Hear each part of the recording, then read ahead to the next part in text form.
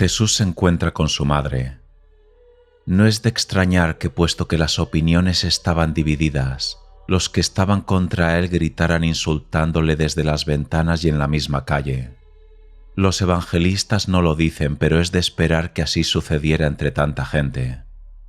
Muchos estaban persuadidos, puesto que los sumos sacerdotes y el procurador le habían condenado, que sus delitos estaban bien probados. Se alegraban creyendo que había sido aclarada la verdad, y otros, los que decían haber creído en él, se avergonzaban de haberlo dicho y de haber creído una mentira. Unos y otros se vengaban injuriándole y maldiciéndole, porque pensaban que lo merecía. Muchos años antes lo había dicho el profeta. Hablaban contra mí los que estaban sentados en la huerta de la ciudad, e inventaban coplas contra mí los que bebían vino. Salmo 68:13. El peso de la cruz era muy grande, y su espalda estaba abierta de heridas y sangrante, y como era tan larga no era posible sino arrastrarla, y daba tumbos contra las piedras. Con esos golpes y tropezones el palo se le clavaba en la carne y le abría las heridas. Los soldados tenían prisa, no solo porque les importaba poco ser crueles con Jesús, sino porque temían que el pueblo que le amaba se lanzara contra ellos. Por eso, por los empujones que le daban tirándole de la cuerda atada al cuello, cayó el Señor al suelo bajo la cruz.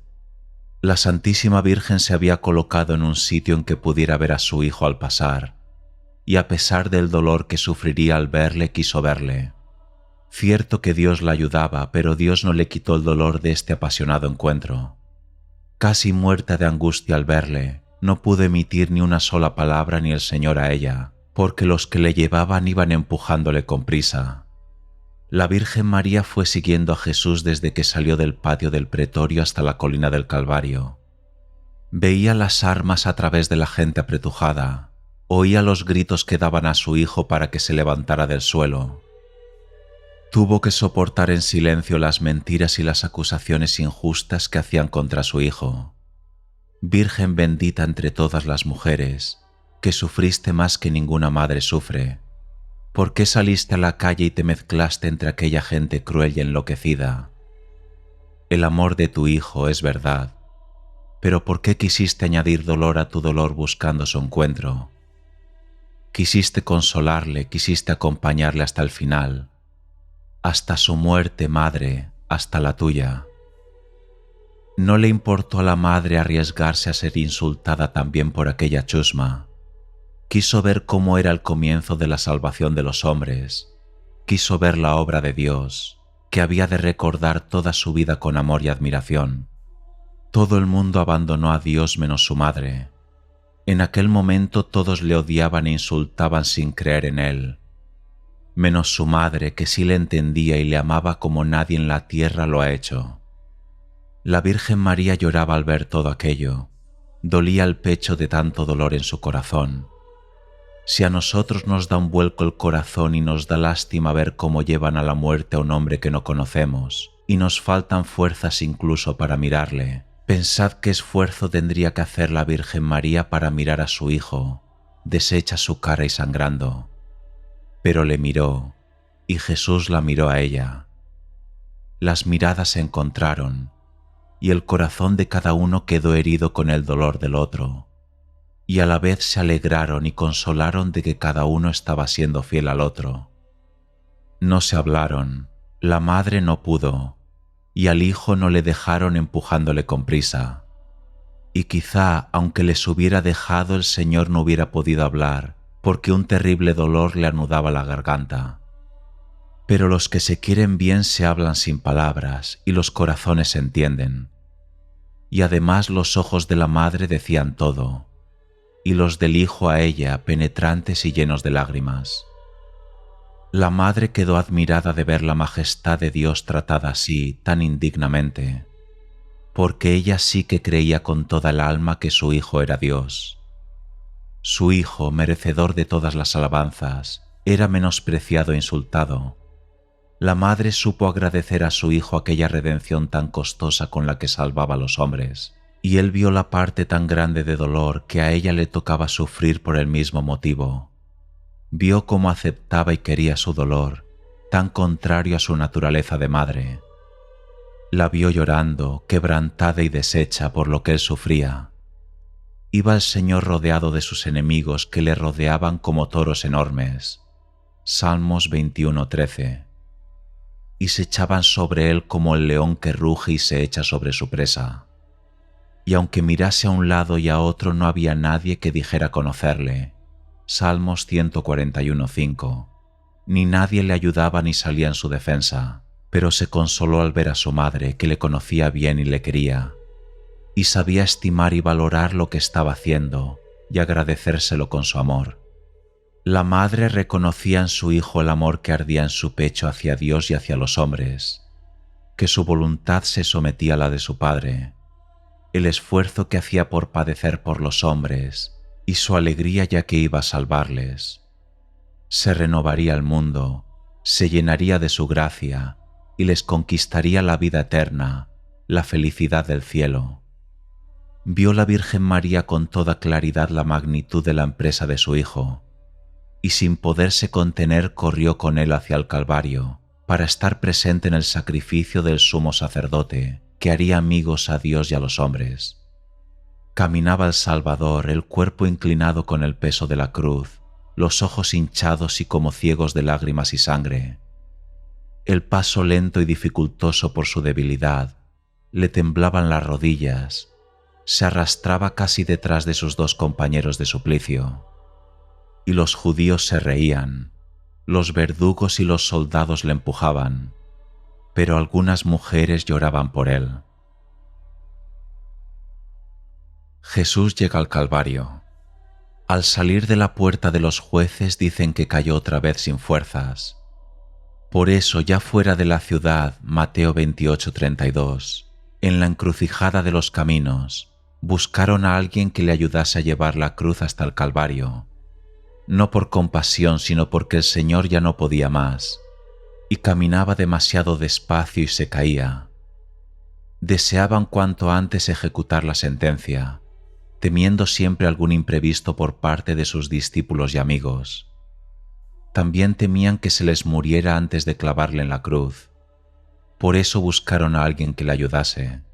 Pero como llevar la cruz era algo deshonroso y también producía cierto miedo, ya que solo la llevaban los que iban a ser crucificados, no encontraban a nadie que quisiera hacerlo, nadie que quisiese ayudar al Salvador.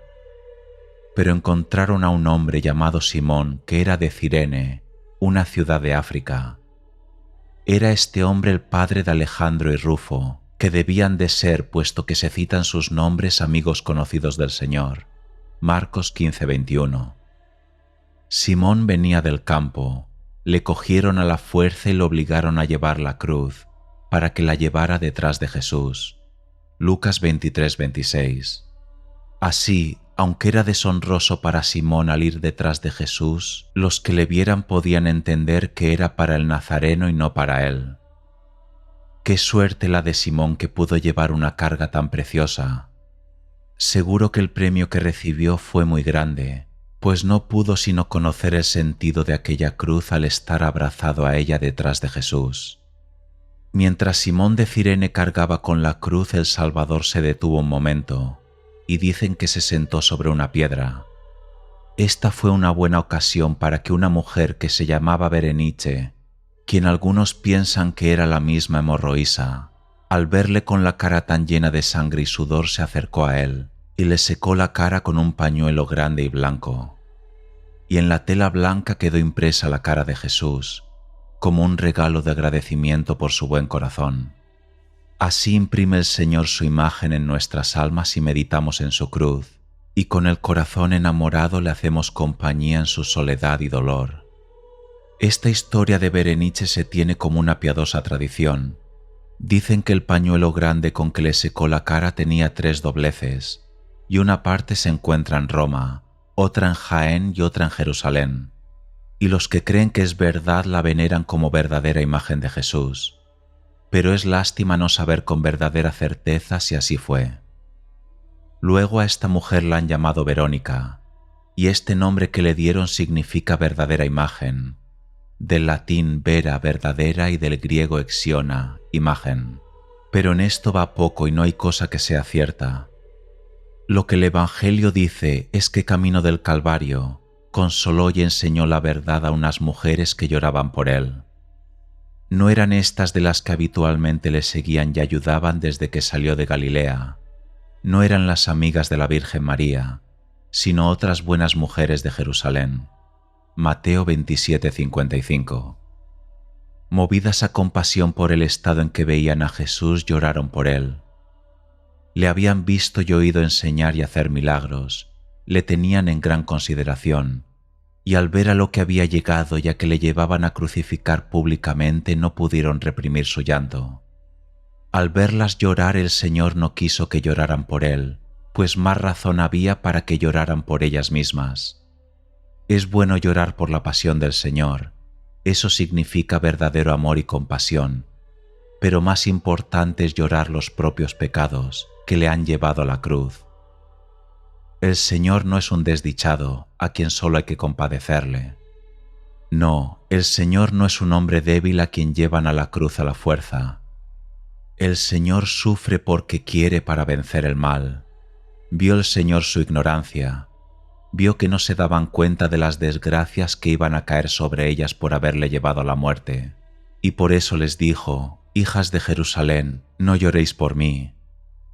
No soy un desgraciado que padece por su culpa y contra su voluntad. Llorad por vosotras y por vuestros hijos. Esta desgracia que veis en mí la vais a pagar vosotros, mis enemigos.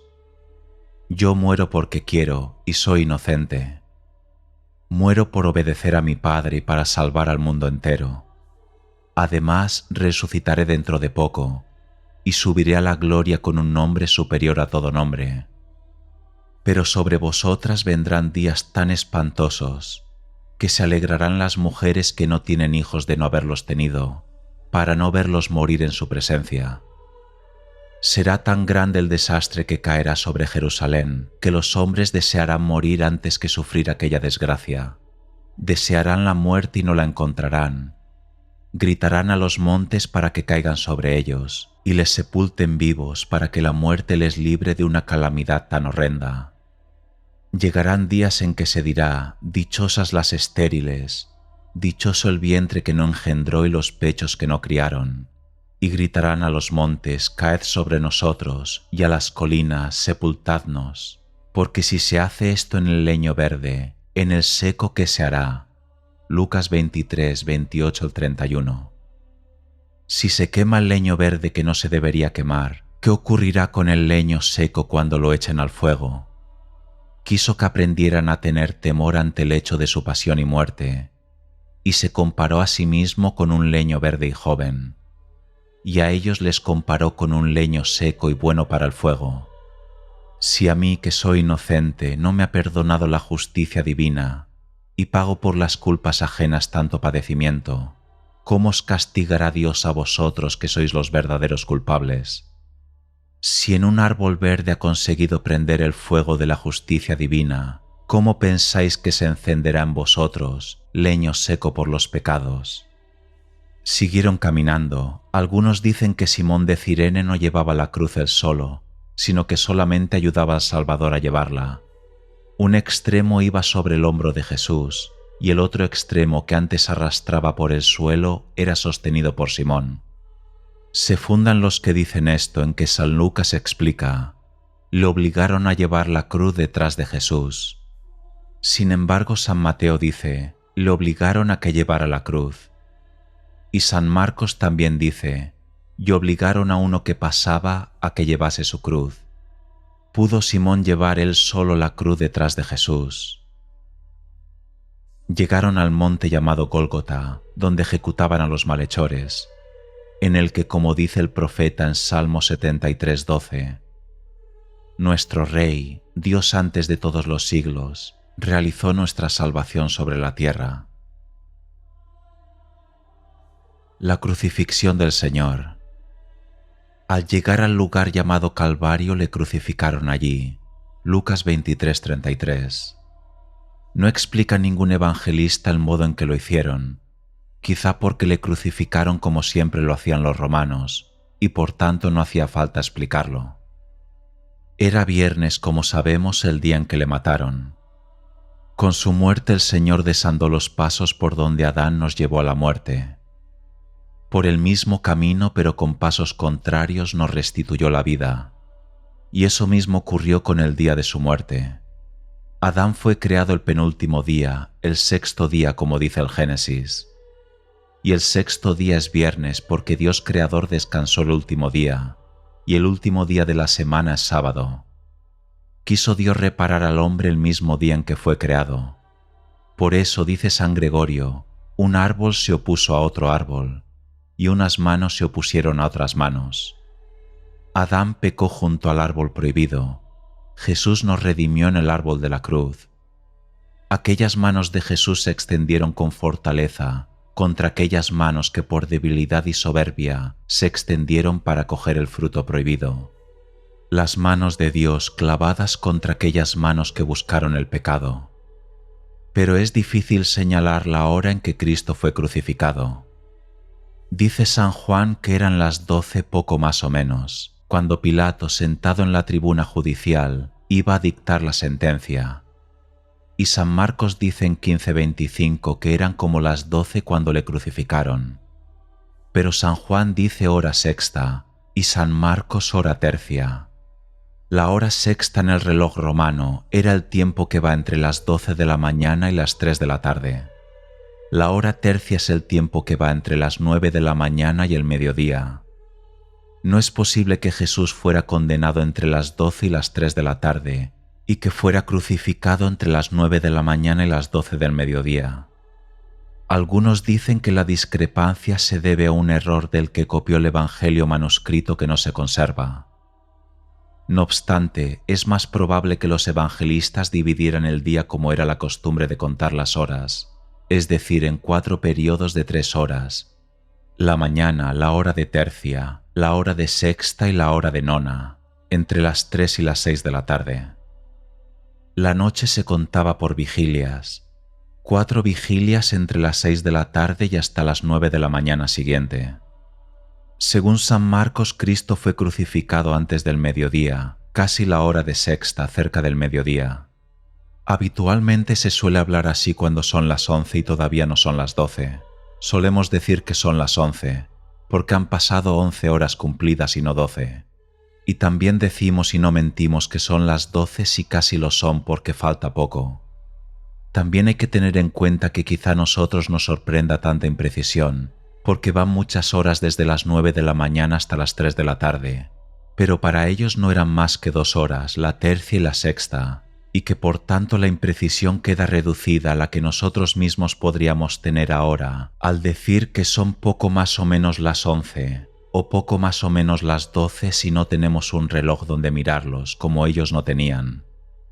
Así que la imprecisión de San Juan y de San Marcos no es tanta. Ambos dicen que eran alrededor de las 12 y es verdad. Cuando Pilatos condenó a Jesús debía de ser poco antes de las 12, y cuando le crucificaron poco después de las 12. Cuando ya estaba el Señor en la cruz y a punto de morir, San Lucas dice en 23:44 que era ya cerca de la hora sexta, y San Marcos dice lo mismo, y también San Mateo. Todos pues coinciden en que estaba clavado ya en la cruz al filo del mediodía. La madera de la cruz era tosca y no cepillada, el mismo tipo de cruz en que clavaron a los ladrones. Tan igual que cuando la emperatriz Helena, madre de Constantino, buscó la cruz de Cristo en el Calvario y encontró 3 cruces, hizo falta un milagro para distinguirla del Señor. Unos piensan que su forma era la que habitualmente vemos en las representaciones pictóricas, y el palo vertical sobresaliendo un poco del travesaño horizontal o quizás sin sobresalir. Otros piensan que el palo vertical tenía además clavado un madero pequeño, donde pudiera apoyar los pies el crucificado, y allí se los clavaban. Otros opinan que la cruz era de una sola pieza. Era un árbol con todas las ramas cortadas menos las 2 más verticales, y levantadas en donde clavaban por las manos los brazos del ajusticiado, y la cabeza quedaba al aire y sin apoyo. Pero quizá esta opinión sea solamente un deseo piadoso y alegórico de querer comparar la cruz a un árbol, para hacer así más suave y lírica la crueldad de la crucifixión, como si Cristo colgado de la cruz fuera como el precioso fruto del árbol, y así lo canta la Iglesia en la liturgia.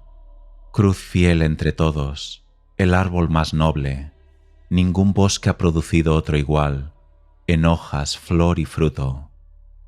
También esta metáfora viene bien para hacer el parangón del pecado de Adán, que extendió su mano hacia el árbol prohibido, y así lo canta un himno de la Iglesia. El supremo Hacedor, compadecido del engaño del hombre, que a la dañosa manzana dio el mordisco de muerte, él mismo designó el leño que borrase el pecado del árbol. Hay aún otros que piensan que la cruz tenía forma de aspa. La cruz tenía también un palo horizontal, que es el que llevó el Señor por las calles. Tenía también una tabla donde se escribía el delito, causa de la muerte. El Señor fue clavado en la cruz con clavos. Eso da claramente a entender Tomás, uno de los 12, que no creía que Jesús hubiera resucitado. Si no veo en sus manos la señal de los clavos y no meto mi dedo en el agujero de los clavos y mi mano en su costado, no creeré. Juan 20:25. Respecto al número de clavos con que le clavaron no hay seguridad.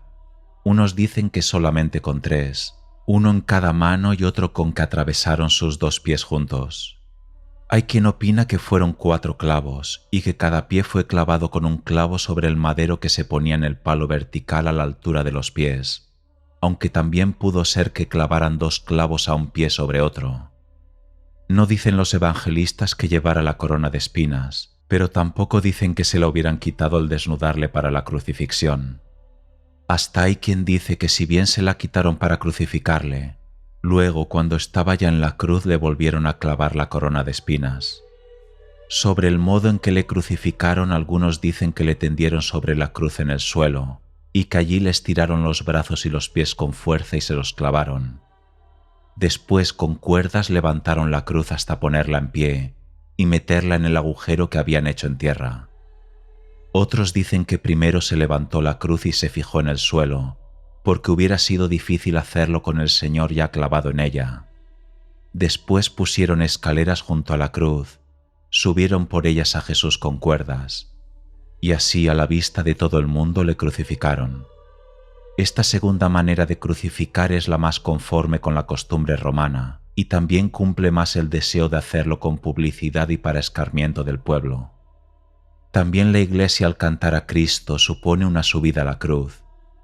Señor Jesucristo, que a la hora sexta, por la redención del mundo, subiste al patíbulo de la cruz. Además, al bajar luego el cuerpo muerto de Jesús, la cruz quedó en pie, con lo que parece que usaron para bajarle las mismas escaleras y cuerdas con que le habían subido. Hay también otra conjetura. Todos los conocidos y las mujeres que le habían acompañado durante su vida desde que salió de Galilea se pusieron algo lejos de la cruz. Estaban entre aquellas mujeres María Magdalena, la madre de Santiago el menor y José, la madre de Santiago el mayor y Juan, y también la madre de Jesús. Más que en ningún otro momento, en aquella ocasión la Virgen María no se separaba de sus fieles amigas. Mientras crucificaban a Jesús, ellas se quedaron un poco lejos, para que la madre de Jesús no oyera las blasfemias de la gente, pero ella no se hubiera quedado lejos y desde allí no podía ver a su querido hijo. Por tanto, es muy probable que le crucificaron levantado ya sobre la cruz y no en el suelo, porque en el suelo ella no le podría ver, rodeado como estaba el Señor de tanta gente. Eso dice San Mateo. Allí había muchas mujeres mirando desde lejos. Mateo 27:55. Y San Marcos dice lo mismo en Marcos 15:40. San Lucas escribe en Lucas 23:49.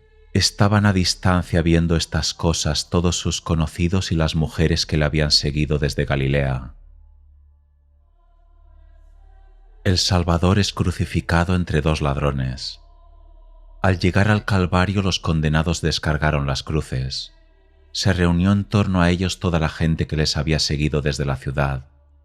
Mientras los verdugos preparaban las cruces y las clavaban en el suelo, ofrecieron un narcótico estupefaciente a los ajusticiados, y como es natural al Señor también, Le daban vino con mirra. Marcos 15:23. Le dieron a beber vino mezclado con hiel.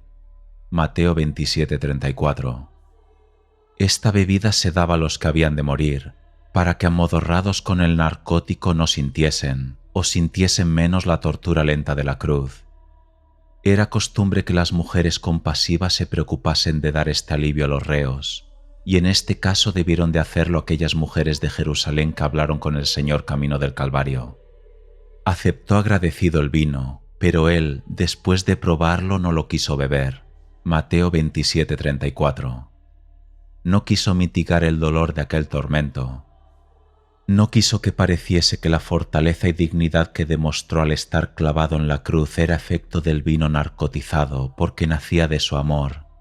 Por la fuerza del Espíritu Eterno se ofreció a sí mismo sin mancha a Dios. Hebreos 9:14.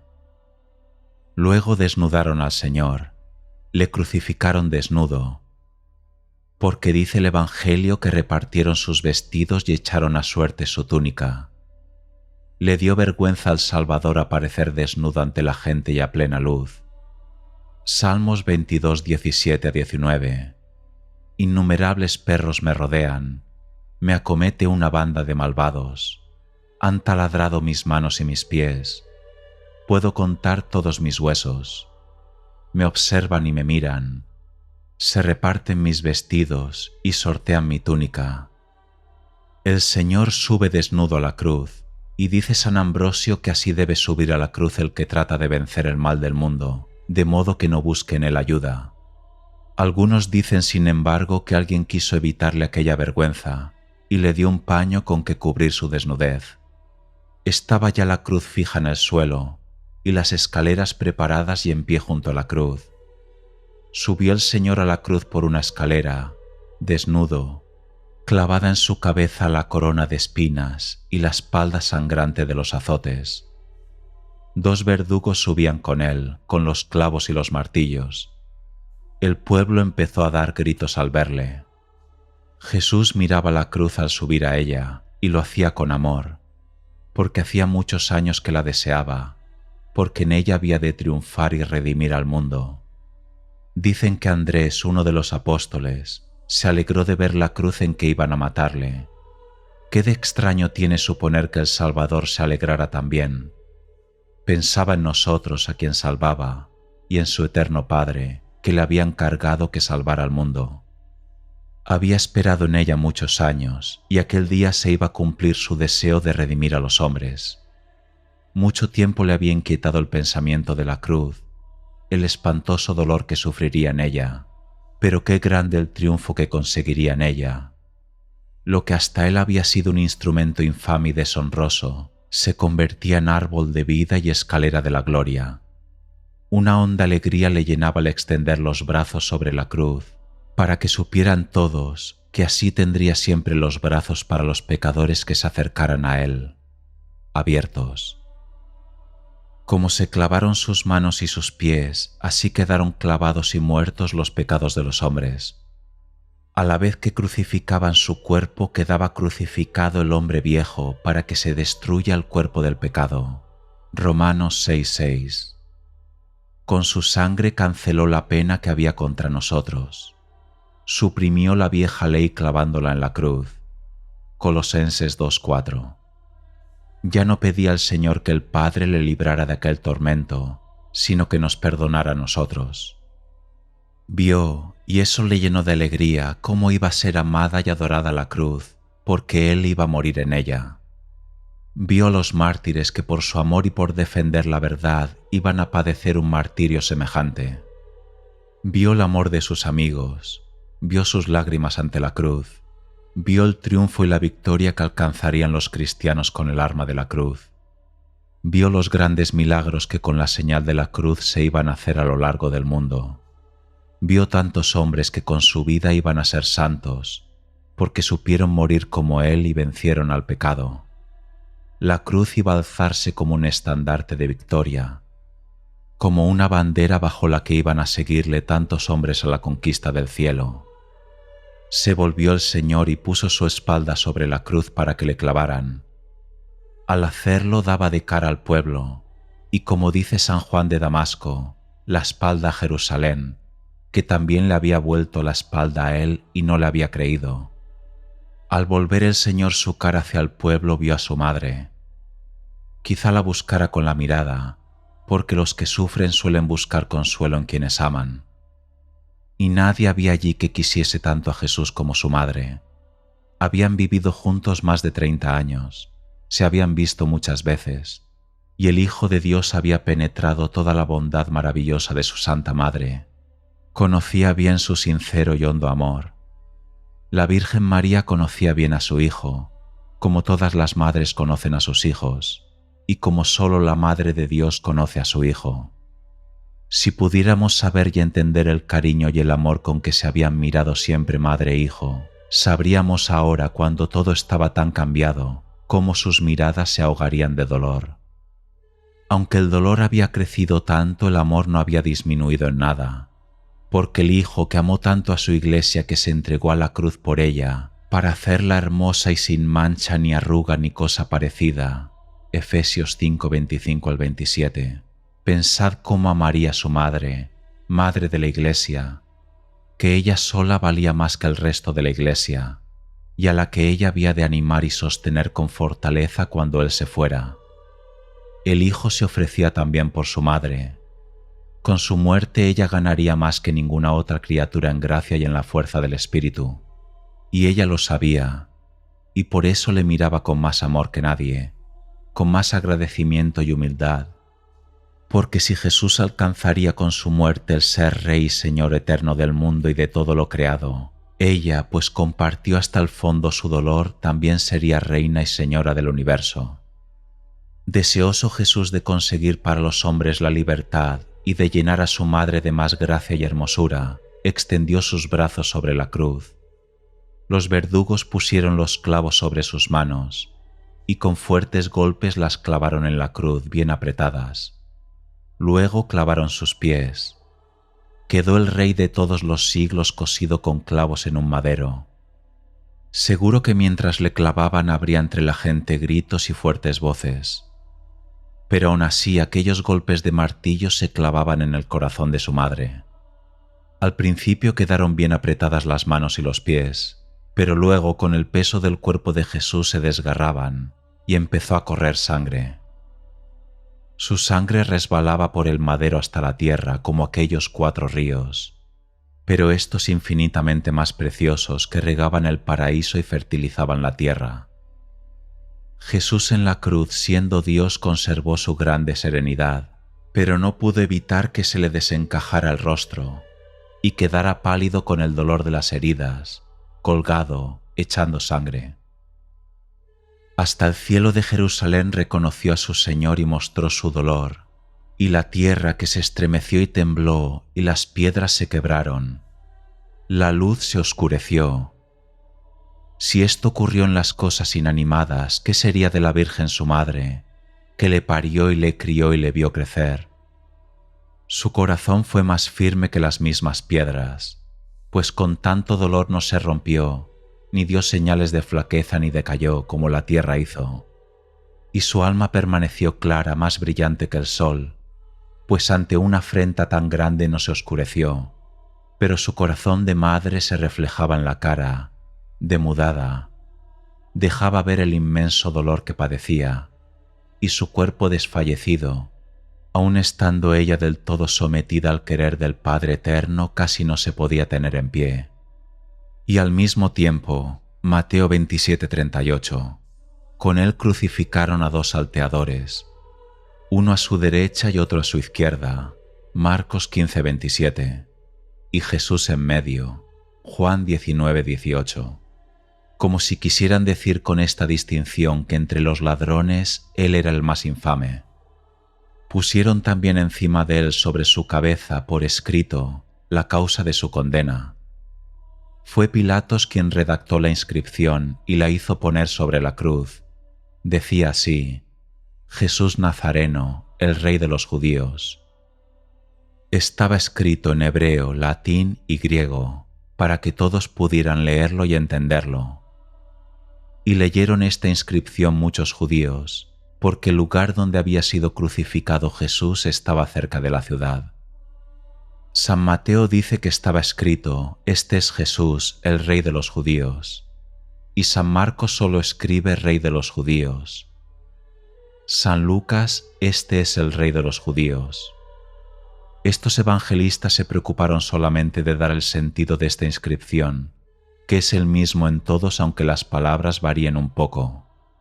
Pero San Juan reproduce el texto completo, el mismo que mandó escribir Pilatos, y es más jurídico y exacto: Jesús Nazareno, el Rey de los judíos. San Lucas dice que estaba escrito en griego, latín y hebreo, y es verdad, pero San Juan, que estuvo cerca de la cruz, no solo supo que estaba escrito en estas lenguas, sino que lo vio, y por eso pudo decir el orden exacto en que estaba escrito, en hebreo, latín y griego. También mandó Pilatos que se escribiera el delito de los 2 ladrones, pues era la costumbre hacerlo con todos. Pilatos, al decidir ese título para Jesús, quiso hacer saber que había pretendido levantarse contra el César haciéndose rey, pero la decisión de Dios fue diferente, pues no llegó a escribir que quisiera hacerse rey, sino que lo era.